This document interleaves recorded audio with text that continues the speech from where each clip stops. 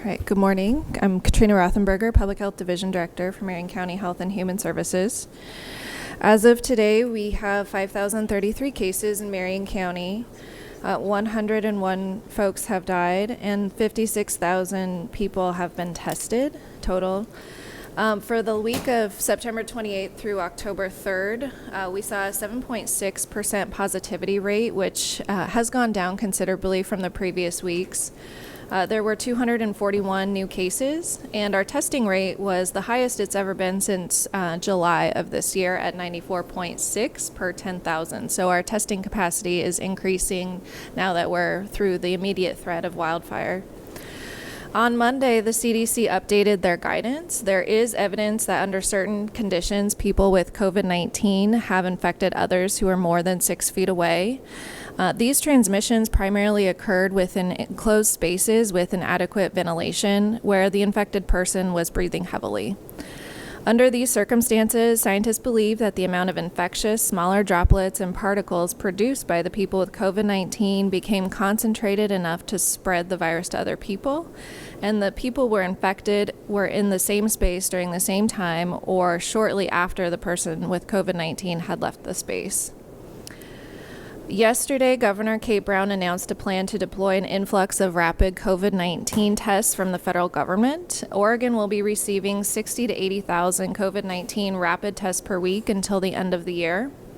The Abbott Binax Now antigen test can diagnose cases of COVID-19 in 15 minutes. And with this increased testing capacity and this fast rapid test, we'll be able to identify outbreaks and test people, isolate and quarantine them more quickly so we can break those cycles of transmission and slow the spread in Marion County. These tests will be deployed statewide, but they will prioritize communities, especially those with long-term care facilities that have been affected by wildfire evacuations.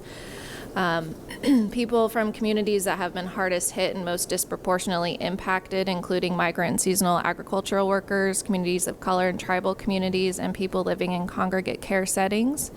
And then people living in places most vulnerable to COVID-19 spread, so congregate care, Department of Corrections facilities, and other community testing locations, federally qualified health centers. And then last, Halloween is approaching, and we want to make sure that our friends and family are able to celebrate in a way that works for them. The Oregon Health Authority and CDC do recommend that Oregonians avoid traditional door-to-door trick-or-treating or trunk-or-treating events because they are higher risk for crowding among people outside your household. We do have some tips on our website, though, if people do decide to go trick-or-treating. We have some information graphics, and they're on our website at covid-19.mchealthy.net under multiple languages. And some of these tips include staying home if you're sick, talk with your children about safety and physical distancing, limiting your gatherings to 10 people or fewer, using duct tape or another way to mark 6-foot lines in front of your home.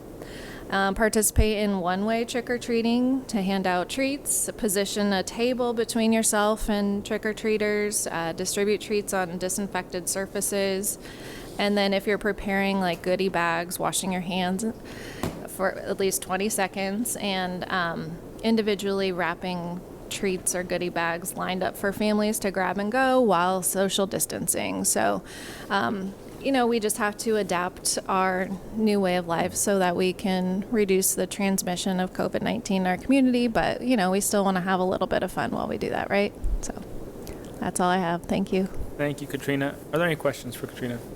I haven't heard about fun for a long time, so that was pleasant. You'd like to have some, huh? Wouldn't that be good? Yeah.